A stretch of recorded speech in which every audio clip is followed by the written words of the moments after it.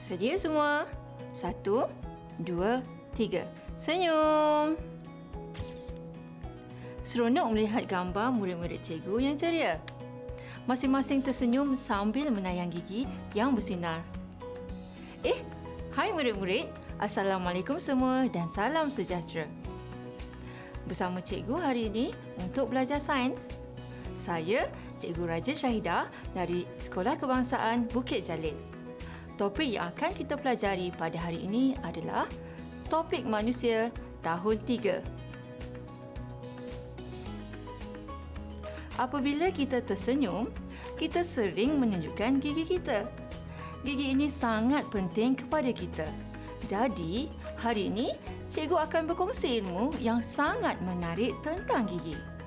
Oh, bukan itu sahaja, kamu juga akan belajar tentang kelas makanan dan proses pencernaan. Sebelum cikgu memulakan pengajaran, cikgu minta murid-murid menyediakan buku teks sebagai rujukan, buku nota dan alat tulis untuk memudahkan kamu membuat catatan. Mari kita mulakan pelajaran. Cuba lihat gigi kamu di dalam cermin. Terdapat pelbagai bentuk gigi yang berbeza. Mengapa agaknya? Murid-murid, kita menggunakan gigi untuk mengunyah makanan dan juga membantu kita bertutur. Makanan? Oh, apakah makanan kegemaran kamu? Cikgu pula suka makan nasi ayam, maruko, rendang daging dan pelbagai lagi. Mungkin kamu juga seperti cikgu, suka makan pelbagai jenis makanan. Sebab itulah kita mempunyai gigi yang pelbagai jenis untuk membantu kita mengunyah makanan tersebut. Apabila kita tersenyum, gigi yang kelihatan di hadapan dikenali sebagai gigi kacip. Fungsinya adalah untuk memotong makanan. Sama seperti apabila kamu menggigit sebiji apel. Kamu akan menggunakan gigi kacip untuk memotong apel tersebut sebelum mengunyah menjadi cebisan yang lebih kecil. Di sebelah gigi kacip adalah kelihatan gigi yang lebih runcing. Ia dipanggil gigi taring. Gigi ini sesuai untuk mengunyahkan makanan. Kamu sering menggunakannya apabila kamu makan makanan yang liat seperti roti baguette. Di sebelah dalam mulut pula, kita dapat lihat beberapa jenis gigi yang lebih besar, mendatar dan melekuk. Gigi ini dikenali sebagai gigi geraham. Ia berfungsi untuk melumatkan dan menghancurkan makanan sebelum makanan itu ditelan.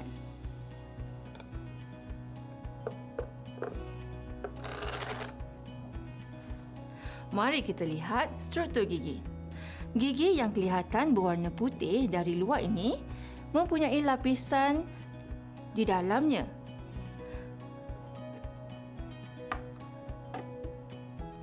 Daripada paparan keratan rentas gigi ini, kita dapat lihat struktur gigi terdiri daripada enamel, dentin, gusi, saraf dan salur darah.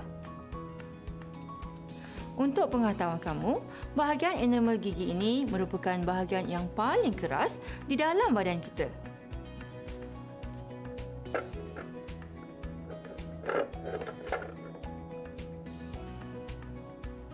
Hei, lihat manisnya senyuman kanak-kanak ini. Tapi seperti ada yang kurang. Oh, cikgu tahu, giginya. Bukan dia sahaja yang pernah mengalami kehilangan gigi ini, kamu juga pernah mengalaminya. Semasa manusia baru dilahirkan, gigi manusia masih belum tumbuh kerana bayi tidak perlu mengunyah makanan. Bayi hanya perlukan susu. Apabila bayi berusia 6 bulan, giginya mula kelihatan. Pada usia ini, bayi tersebut sudah mula belajar makan makanan yang lembut. Gigi bayi ini akan lengkap tumbuh keseluruhannya pada usia 3 tahun. Gigi yang tumbuh pada usia ini dikenali sebagai gigi susu. Walau bagaimanapun, gigi ini tidak akan kekal. Apabila bayi ini membesar dan berusia sekitar 10 hingga 12 tahun, kesemua gigi susunya akan tercabut satu persatu dan diganti dengan gigi kekal. Mari kita lihat persamaan dan perbezaan gigi susu dan gigi kekal. Persamaan kedua-dua set gigi ini adalah ia mempunyai jenis gigi yang sama, iaitu gigi kacip, gigi taring dan gigi geraham. Lihat pula perbezaannya. Gigi susu mempunyai 20 batang gigi yang terdiri daripada 8 batang gigi kacip, 4 batang gigi taring dan 8 batang gigi geraham. Gigi susu mempunyai lapisan enamel dan dentin yang nipis dan bersaiz kecil. Jadi, ia kurang kuat dan jangka hayatnya pula pendek sahaja. Gigi susu mula tumbuh pada usia 6 bulan dan lengkap pada usia 3 tahun. Manakala, gigi kekal pula mempunyai 32 batang yang terdiri daripada 8 batang gigi kacip, 4 batang gigi taring dan 20 batang gigi geraham. Gigi kekal mempunyai lapisan enamel dan dentin yang tebal dan bersaiz besar. Jadi, gigi ini lebih kuat. Jangka hayat gigi kekal pula panjang. Gigi kekal mula tumbuh pada usia 6 tahun dan lengkap pada usia 21 tahun. Agaknya, apakah yang akan terjadi jika sekiranya manusia hanya mempunyai set gigi susu sahaja? Mungkin kamu boleh bincang dengan rakan-rakan dan guru kamu. Murid-murid, manusia akan menggunakan gigi kekal selama-lamanya. Jadi, jika gigi ini tercabut, tiada lagi yang akan tumbuh di tempat yang sama untuk menggantikannya. Oleh sebab itu, kita perlu menjaga gigi kita dengan sebaiknya. Mari cikgu kongsikan tips penjagaan gigi yang sepatutnya kita lakukan. Untuk pengetahuan kamu, musuh utama gigi adalah bakteria atau dipanggil kuman. Bakteria akan menggunakan sisa makanan yang terlekat pada gigi dan menukarkan sisa makanan tersebut kepada asid. Keadaan ini akan menyebabkan perebutan gigi. Untuk mengeluarkan sisa makanan ini, kita perlu berkumur-kumur selepas makan, memburus gigi 2 kali sehari dan juga menggunakan floss bagi mengeluarkan sisa makanan di celah-celah gigi. Untuk mengelakkan kerosakan gigi yang berlarutan, kita juga perlu membuat pemeriksaan gigi di klinik gigi setiap 6 bulan. Jika kita mengamalkan tips penjagaan kesihatan gigi ini, gigi kita akan sentiasa sihat dan kita akan memperolehi senyuman yang menawan. Cuba kamu berikan cikgu senyuman yang paling manis. Oh, nampaknya ada beberapa murid tersenyum sambil menutup mulut. Adakah kamu mengalami masalah pada gigi kamu? Jangan risau, kerana kini kita mempunyai teknologi untuk merawat gigi.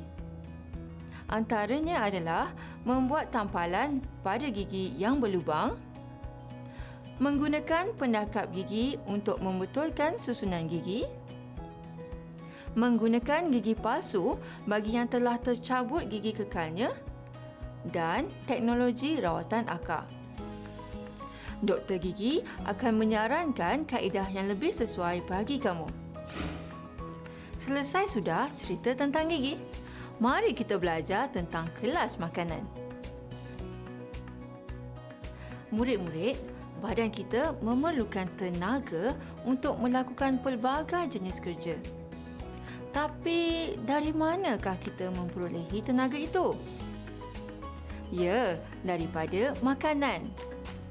Kebanyakan makanan mengandungi zat-zat yang diperlukan oleh badan kita. kita boleh kelaskan makanan ini mengikut zat yang terdapat padanya. Terdapat 7 kumpulan makanan iaitu karbohidrat, protein, lemak, mineral, vitamin, pelawas dan air. Mari kita mulakan dengan air. Badan kita memerlukan air agar sistem badan dapat berfungsi dengan baik. Tanpa air, manusia boleh mati dalam beberapa hari. Air juga membantu menyingkirkan toksik dari badan kita.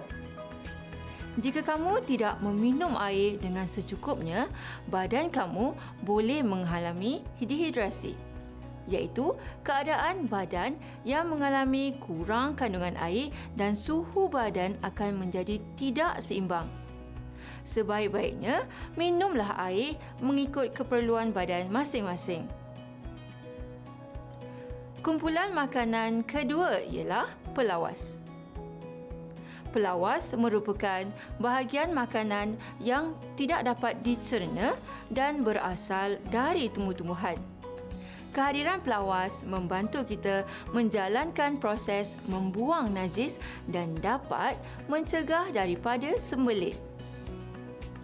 Buah-buahan, sayur-sayuran dan bijirin kaya dengan pelawas. Kumpulan makanan ketiga ialah vitamin. Antara contoh makanan yang mengandungi vitamin adalah buah-buahan, sayur-sayuran, susu dan daging. Fungsi utama vitamin adalah untuk mengekalkan kesihatan. Pengambilan vitamin yang mencukupi akan meningkatkan sistem imun badan kita. Kumpulan makanan keempat ialah mineral. Beberapa contoh mineral yang terdapat dalam badan ialah kalsium, ferrum, zinc dan sebagainya. Mineral ini mempunyai fungsi masing-masing di dalam badan kita. Contohnya, kalsium digunakan untuk menguatkan tulang dan gigi. Ferrum membantu membina sel darah merah. Zinc pula membantu menyembuhkan luka dan meningkatkan imunisasi badan dalam melawan penyakit. Kesimpulannya, mineral diperlukan badan untuk kesihatan badan kita. Jadi, makanan apa yang mengandungi mineral? Antara makanan yang mengandungi mineral adalah susu, ikan bilis, sayur-sayuran, buah-buahan dan makanan laut.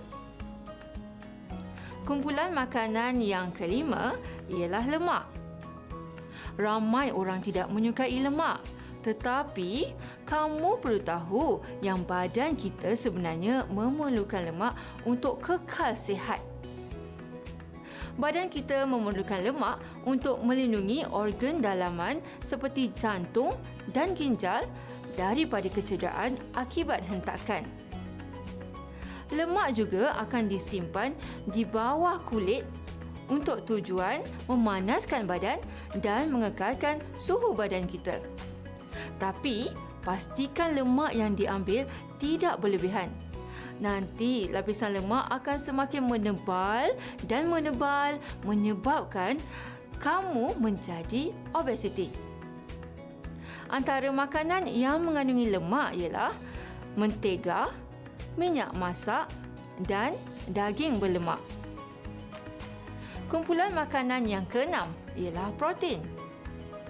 Cuba kamu lihat diri kamu di dalam cermin. Keseluruhan badan kamu dari kaki hingga ke rambut diperbuat daripada protein.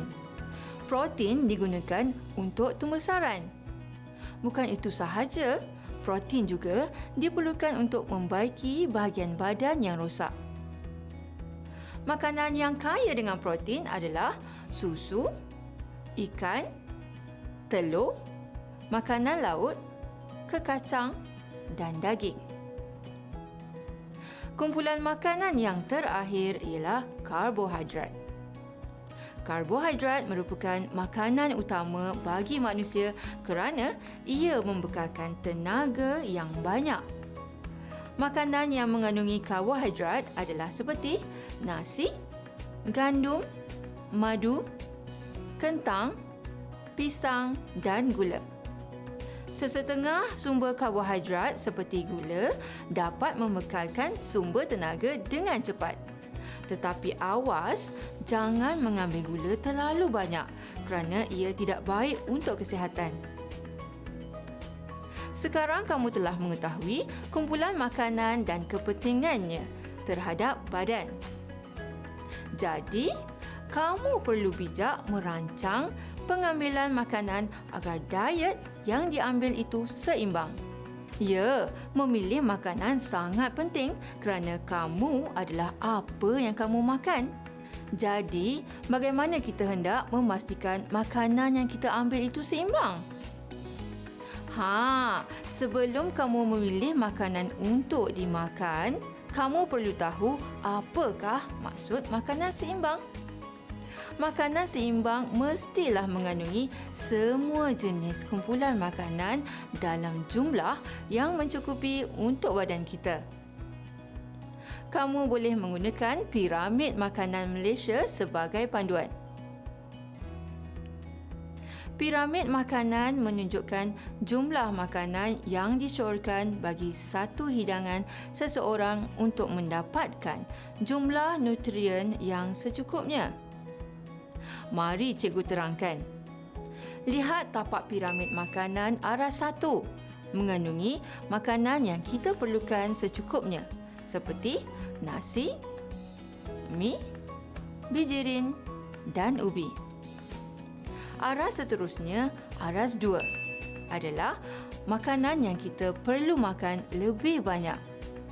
Ia terdiri daripada buah-buahan dan sayur-sayuran. Aras berikutnya, aras 3 adalah makanan yang kita hanya perlu makan secara sederhana. Makanannya adalah seperti ikan, ayam, daging, kekacang, susu dan produk tenusu. Akhir sekali, bahagian piramid yang paling atas iaitu aras 4 adalah makanan yang perlu kita kurangkan. Contohnya seperti lemak, minyak, garam dan gula. Sekarang, cuba kamu lihat hidangan makanan ini. Adakah ia seimbang? Ya, makanan ini seimbang dan mengikut saranan piramid makanan. Makanan dari aras 1 diambil secara mencukupi. Makanan dari aras 2 diambil dengan banyak. Makanan dari aras 3 diambil secara sederhana dan makanan dari aras 4 diambil secara sedikit. Sebenarnya, pengambilan makanan seimbang ini berbeza di antara seseorang dengan yang lain kerana keperluan tenaga setiap manusia berbeza. Contoh yang paling mudah adalah jumlah makanan ibu bapa kamu tentulah tidak sama dengan jumlah makanan kamu. Orang yang bekerja membina bangunan memerlukan jumlah makanan yang lebih berbanding orang yang bekerja di dalam pejabat. Orang yang mempunyai penyakit obesiti perlu mengurangkan pengambilan makanan tertentu berbanding orang yang sihat. Yang penting, kamu tahu bagaimana memilih hidangan yang seimbang dan elakkan makan makanan yang tidak seimbang. Kerana makanan yang tidak seimbang ini banyak menyebabkan masalah kesihatan. Lemak yang terlalu banyak di dalam makanan akan menyebabkan obesiti. Gula atau makanan yang manis yang terlalu banyak akan menyebabkan peropotan gigi. Kekurangan pelawas dalam makanan boleh menyebabkan sembelit. Jadi, berhati-hatilah ketika memilih makanan. Makan sekadar perlu sahaja. Wah, makanan ini nampak menyelerakan. Izinkan cikgu makan sebentar ya. Belum selesai lagi kan? Cikgu masih belum menceritakan tentang proses pencernaan. Murid-murid, apakah yang akan berlaku kepada makanan yang kita makan? Makanan ini akan menjalani proses pencernaan di dalam badan kita. Apa itu proses pencernaan? Pencernaan ialah proses menghancurkan makanan menjadi cebisan yang lebih kecil supaya zat makanan atau nutrien dapat diserap di dalam badan. Proses ini berlaku sepanjang salur pencernaan yang bermula dari mulut dan berakhir di dubur. Mudah saja, mari cikgu jelaskan. Kita belajar sambil jalankan aktiviti. Cikgu nak kamu ambil sekeping biskut dan makan. Sambil tu, dengar penerangan daripada cikgu. Sekarang, apa yang kamu akan lakukan terhadap makanan di dalam mulut kamu itu? Ya, kamu akan mengunyah dan menghancurkan makanan tersebut menggunakan gigi. Dalam masa yang sama, mulut kamu akan mengeluarkan air liur untuk melembutkan makanan tersebut. Lidah kamu pula akan mengaturkan makanan agar keseluruhan makanan itu hancur. Sekarang, cuba kamu rasai bentuk biskut yang kamu makan tadi. Ya, biskut telah berubah bentuk menjadi lebih lembut. Pada masa ini, lidah akan menolak makanan itu untuk ditelan. Ke mana pula makanan itu pergi? Sekarang, makanan akan melalui satu tiub panjang dan sempit yang dipanggil esofagus. Esofagus akan membawa makanan ke perut. Di perut pula, makanan itu akan dihancurkan dengan lebih kecil. Makanan akan berada di perut selama lebih kurang 4 jam. Kemudian, ia bergerak ke usus kecil. Di sinilah proses pencernaan akan lengkap kerana kesemua zat nutrien seperti karbohidrat, protein, lemak, vitamin akan diserap ke dalam badan manusia. Sisa makanan yang tidak dapat dicerna kemudian melalui usus besar. Di sini, air dan mineral daripada makanan akan diserap oleh badan. Akhirnya, sisa makanan ini akan menjadi tinja dan dikeluarkan daripada badan melalui dubur. Begitulah kisah perjalanan secebis makanan dalam badan kita. Sekarang, masa untuk cikgu makan pula. Sebelum itu, cikgu nak pesan, nanti jika kamu makan, pastikan kamu menjaga tertib. Elakkan daripada makan sambil berlari, jangan makan dengan gelojoh dan elakkan makan sambil bercakap. Mengapa? Sebab cikgu sayang kamu. Cikgu tidak mahu kamu tercekik makanan, tersedak, termuntah atau sakit perut. Perbuatan-perbuatan ini tadi sebenarnya boleh mengganggu proses pencernaan. Sekarang, masa untuk kuis trivia. Bersedia semua? Soalan pertama. Cuba kamu nyatakan struktur gigi. Tepat sekali.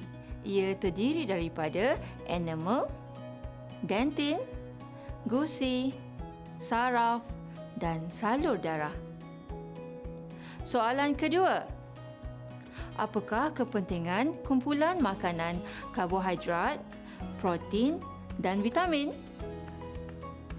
Bagus. Karbohidrat memberikan tenaga, protein untuk pembesaran dan vitamin untuk menjaga kesihatan kita. Soalan ketiga. Apakah urutan makanan semasa proses pencernaan? Wah, kamu memang murid yang hebat. Urutan aliran makanan bermula dari mulut, esofagus, perut, usus dan berakhir di dubur. Tahniah murid-murid yang berjaya menjawab dengan baik. Bagi yang tidak dapat menjawab dengan tepat, jangan putus asa. Kamu boleh membuat soalan pengukuhan dari buku teks Sains tahun 3 dalam ruangan Mari Menjawab.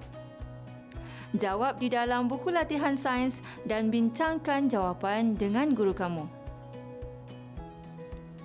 Sebelum cikgu menamatkan kelas kita pada hari ini, mari kita lihat senarai semak kandungan yang telah kita pelajari. Kamu telah mengetahui tentang 3 jenis gigi dan fungsinya, iaitu gigi kacip untuk memotong makanan, gigi taring untuk mengonyakkan makanan dan gigi geraham untuk melumatkan makanan. Struktur gigi terdiri daripada enamel, dentin, gusi, saraf dan salur darah. Terdapat 2 set gigi, iaitu gigi susu dan gigi kekal. Gigi perlu dijaga dengan memberus gigi 2 kali sehari, berkumur-kumur dan floss gigi selepas makan. Terdapat 7 kumpulan makanan, iaitu karbohidrat untuk memberi tenaga, protein untuk tumbuh saran, vitamin dan mineral untuk kesihatan, lemak untuk memanaskan badan, pelawas untuk mencegah sembelit dan air untuk mengawal suhu badan. Urutan aliran makanan semasa proses pencernaan ialah daripada mulut, esofagus, perut, usus dan berakhir di dubur. Baiklah, sekian sahaja sesi pembelajaran kita. Cikgu harap murid-murid berjaya menguasai topik kita pada hari ini. Sehingga kita berjumpa lagi. Selamat maju jaya!